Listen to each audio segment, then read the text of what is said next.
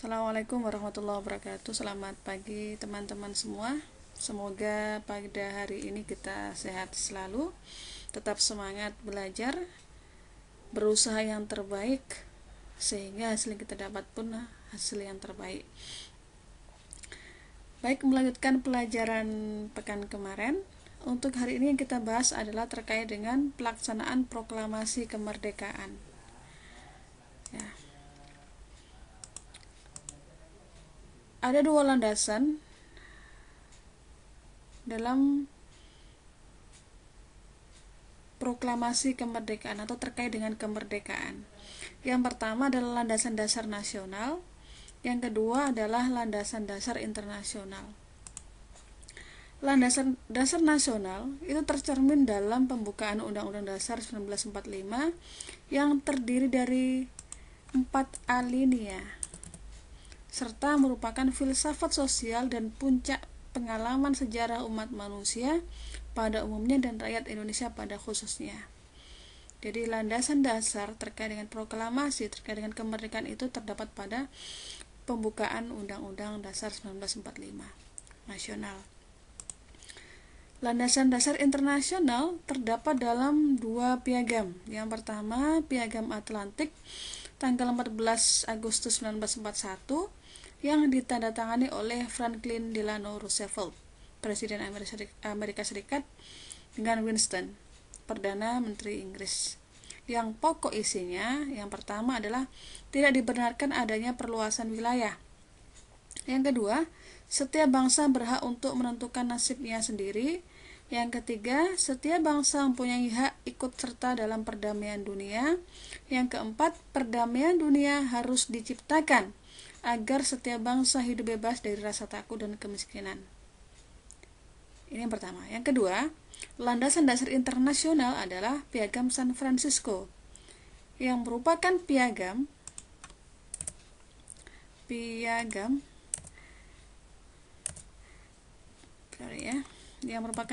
PBB yang diresmikan dan ditandatangani oleh 50 negara sebagai negara pertama yang menjadi anggota PBB. Dua piagam ini menjadi dasar yang kuat terkait dengan kemerdekaan atau proklamasi yang dilakukan oleh bangsa Indonesia. Nah, dalam Piagam San Francisco itu berbunyi, kami akan meneguhkan keyakinan akan dasar hak manusia sebagai manusia, sesuai dengan harkat dan derajat manusia, berdasarkan atas hak-hak yang sama, serta berusaha memajukan rakyat dan tingkat kehidupan yang lebih baik dalam suasana kemerdekaan yang luas. Ya. Jadi berusaha memanusiakan manusia dalam artian tidak ada penjajahan, ya. Berdasarkan kedua piagam itulah Indonesia berhak menentukan nasib dan berhak hidup bebas, serta proklamasi Indonesia memiliki kedudukan yang kuat baik nasional maupun internasional. Nah, jadi dua piagam tadi semakin menguatkan bahwa bangsa Indonesia berhak untuk menentukan nasib dan berhak untuk bebas, serta proklamasi Indonesia memiliki kedudukan yang kuat baik nasional maupun internasional. Baik, hari ini selanjutnya kita bahas terkait dengan perumusan teks proklamasi kemerdekaan. Dalam perumusan teks ini ada 3 sub pokok, ya. Perumusan Soekarno-Hatta dengan Jenderal Nishimura. Kemudian perumusan konsep proklamasi kemerdekaan Indonesia. Yang ketiga, pengesahan teks proklamasi kemerdekaan.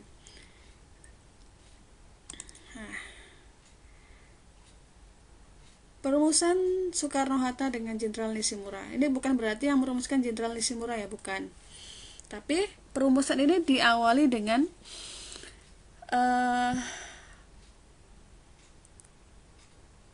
sebelum terjadi perumusan teks proklamasi,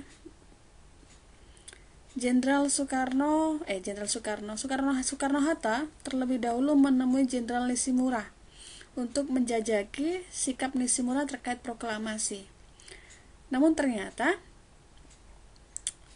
Nishimura tidak berani mengizinkan adanya rapat PPKI dan tidak mengizinkan adanya proklamasi karena takut disalahkan oleh sekutu. Dan Nishimura bersikeras mempertahankan status quo di Indonesia sesuai garis kebijakan sekutu. Jadi tidak boleh Indonesia merdeka.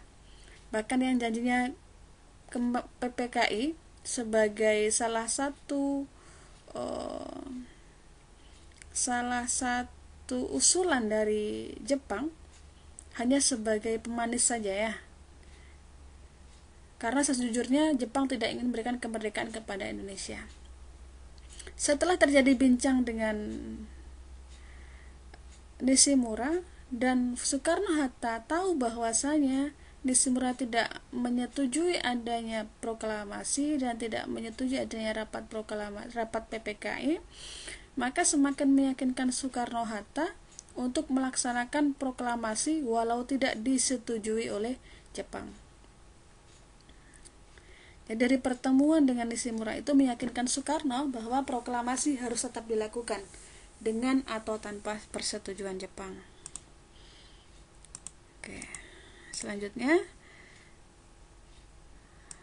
jadi setelah dari Nishimura tadi karena tidak ada kesepahaman, maka perumusan dilakukan di rumah Laksamana Muda Maeda, Jalan Imam Bonjol nomor 1. Berkumpul di situ anggota PPKI dengan golongan muda di mana semua jumlahnya antara 40 sampai 50 orang. Teks proklamasi dirumuskan di ruang makan oleh Soekarno, Muhammad Hatta dan Ahmad Soebardjo, serta disaksikan oleh Soekarni, BM Dia dan Sudiro. Ya. Ini. Jadi yang merumuskan teks proklamasi kita perlu tahu ini Soekarno, Hatta dan Ahmad Soebardjo. Oke. Perumusan konsep proklamasi. Sekarang konsep proklamasi itu siapa yang mengusulkan ya? Jadi kata proklamasi diusulkan oleh Soekarno. Kemudian Soekarno bertanya, setelah ini apa? Maka dijawab oleh Ahmad Soebardjo, kami bangsa Indonesia dengan ini menyatakan kemerdekaan Indonesia. Ini adalah usulan Ahmad Soebardjo. Setelah itu dilanjutkan dengan hal-hal yang mengenai pemindahan kekuasaan dan lain-lain diselenggarakan dengan cara seksama dan dalam tempo yang sesingkat-singkatnya. Ini diusulkan oleh Muhammad Hatta. Maka 3 tokoh inilah yang mengusulkan rumusan konsep proklamasi. Kemudian dilanjutkan dengan Jakarta 17/8/05 Wakil-wakil bangsa Indonesia Soekarno. Ini diusulkan oleh Soekarno ya. Ini konsep awalnya dan disetujui. Kemudian hasil dari perumusan ini disampaikan pada pagi harinya oleh Soekarno di hadapan 40-50 orang tadi.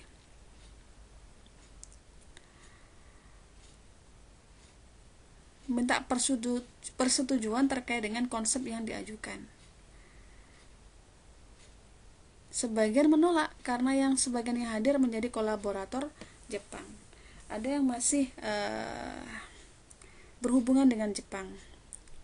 Maka Soekarno mengusulkan agar teks proklamasi cukup ditandatangani oleh 2 tokoh saja, yaitu Soekarno dan Hatta, atas nama bangsa Indonesia. Kemudian di teks proklamasi diketik oleh Sayuti Melik dengan beberapa perubahan, diantaranya tulisan kata tempo diganti dengan tempo. Tulisan wakil-wakil bangsa Indonesia diganti dengan atas nama bangsa Indonesia. Dan tulisan Jakarta 17/8/05 diganti dengan Jakarta hari 17 bulan 8 tahun 05. Ini adalah beberapa pengesahan teks proklamasi.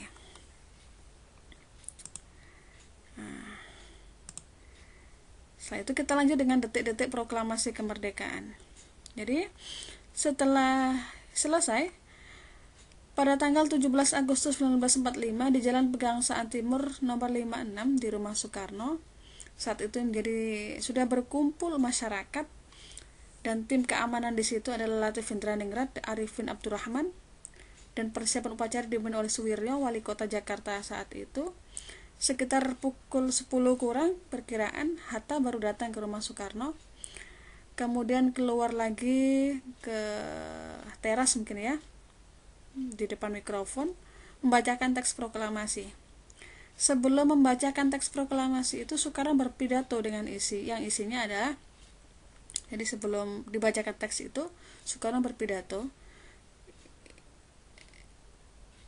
yang mengatakan, meskipun mengalami pasang dan surut, perjuangan bangsa Indonesia untuk mencapai kemerdekaan tidak akan pernah berhenti.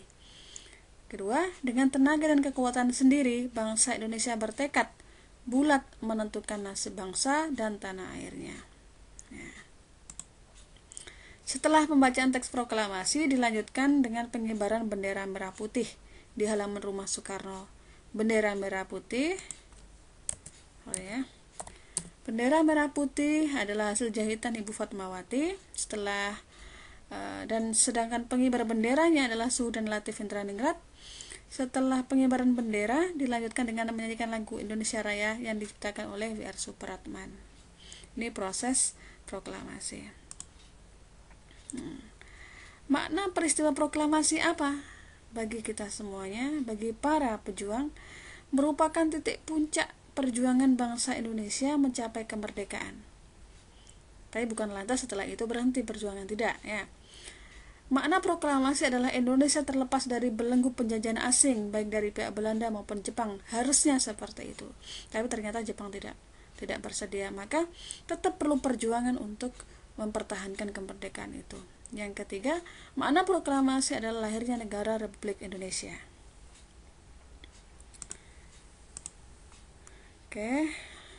Kemudian setelah proklamasi dilakukan, yang difikirkan kembali adalah bagaimana cara menyebarluaskan berita proklamasi sehingga masyarakat tahu, dunia nasional tahu, dan dunia internasional juga tahu. Maka yang berperan dalam proses penyebaran berita proklamasi itu adalah para pemuda, kegiatan kantor berita Damai, dan upaya penyebarluasan berita proklamasi. Kegiatan para pemuda, jadi kelompok Soekarni bermarkas di Jalan Bogor mengadakan rapat bagaimana mengatur cara agar info proklamasi itu dapat disampaikan lewat media komunikasi. Dan yang dipakai kebanyakan adalah pamflet dan surat kabar yang disebarkan ke penjuru kota, yang dilakukan oleh para pemuda. Kemudian cara yang lain adalah dengan menyiarkan lewat radio kantor berita Damai.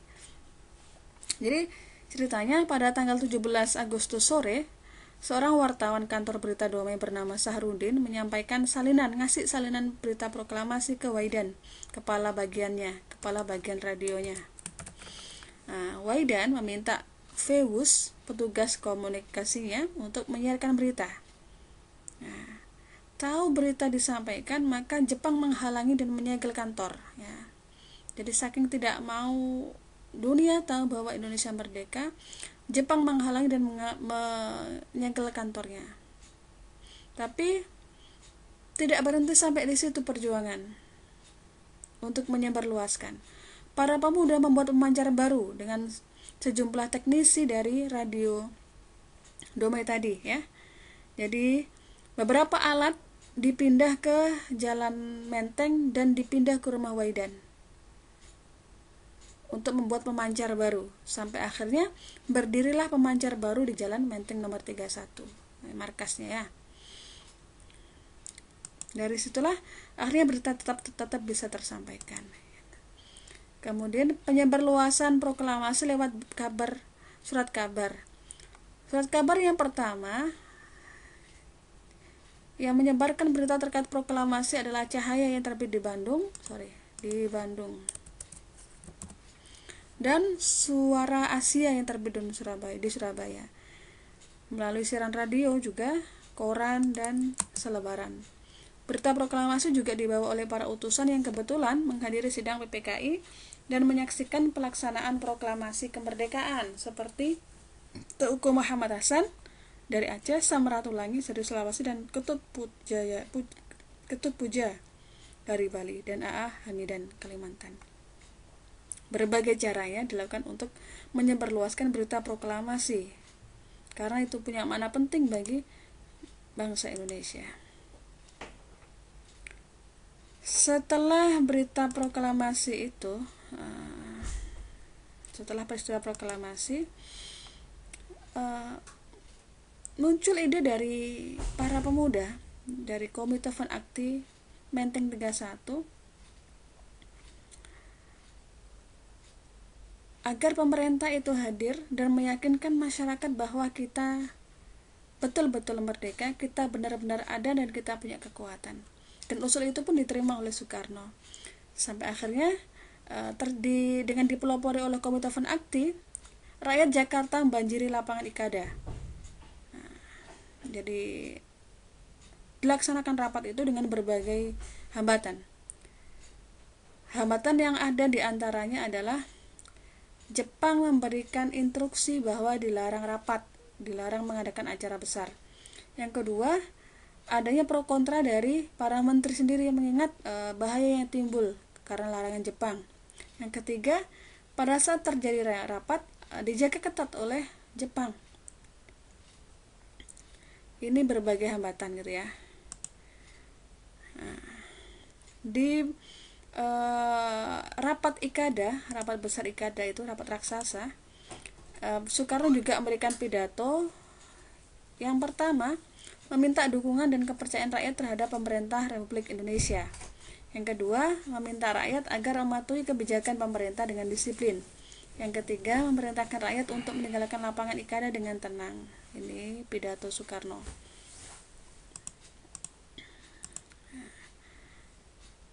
Makna rapat raksasa di Ikada itu memiliki arti yang besar. Yang pertama, rapat tersebut berhasil mempertemukan pemerintah Republik Indonesia dengan rakyatnya. Pemerintah bertemu dengan rakyatnya.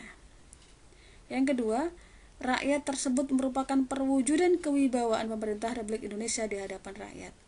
Yang ketiga, rapat tersebut berhasil menggugah kepercayaan rakyat akan kekuatan bangsa Indonesia. Jadi punya makna yang sangat penting, makna rapat raksasa di Ikada.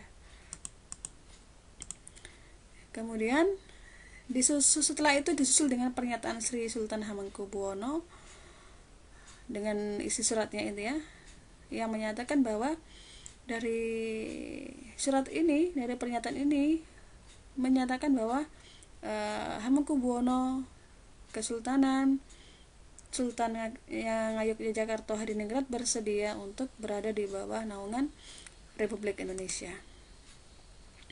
Nah, setelah itu, setelah proklamasi, maka sebagai negara perlu adanya elemen-elemen yang bisa mendukung kedaulatan suatu negara. Dan untuk mengatur tatanan negara, PPKI segera mengadakan sidang. Dan sebelum mengadakan sidang pertama, Soekarno mengumumkan 6 anggota baru PPKI, yaitu Wiranata Kusuma, Hajar Dewantara, Kasman Singademaja, Sayuta Melik, Iwa Kusuma Sumantri, dan Ahmad Subarjo. Ada berapa kali PPKI mengadakan sidang? Sidang pertama tanggal 18 Agustus, jadi 17 Agustus merdeka, 18 langsung sidang. Dipimpin Soekarno dengan 28 anggota, diawali dengan pidato yang agar PPKI menyadari bahwa kepentingan bangsa negara dan melupakan hal-hal yang kecil dan tidak perlu. Nah, hasil PPKI itu rapat pertama mengesahkan rancangan undang-undang yang dibahas dulu oleh BPUPKI dan selanjutnya disebut sebagai Undang-Undang Dasar 1945. Yang kedua, memilih dan mengangkat presiden dan wakil presiden, dan disetujui bahwa Soekarno sebagai presiden, Muhammad Hatta sebagai wakil presiden. Yang ketiga, membentuk Komite Nasional Indonesia yang bertugas sebagai lembaga dalam membantu dan melaksanakan tugas-tugasnya sebelum DPR dan MPR melalui pemilu. Ini sidang pertama. Nah, sidang kedua 19 Agustus 1945. Jadi berturut-turut. Hasilnya adalah menetapkan 12 kementerian yang membantu tugas presiden. Yang kedua, membagi wilayah dalam 8 provinsi. Kemudian sidang yang ketiga 22 Agustus 1945, dilaksanakan di Gedung Kebaktian Rakyat Jawa, dipimpin oleh Muhammad Hatta. Hasil keputusan dalam sidang itu membentuk suatu lembaga-lembaga, diantaranya KNIP, PNI, dan BKR. Demikian materi hari ini. Terima kasih. Assalamualaikum warahmatullahi wabarakatuh.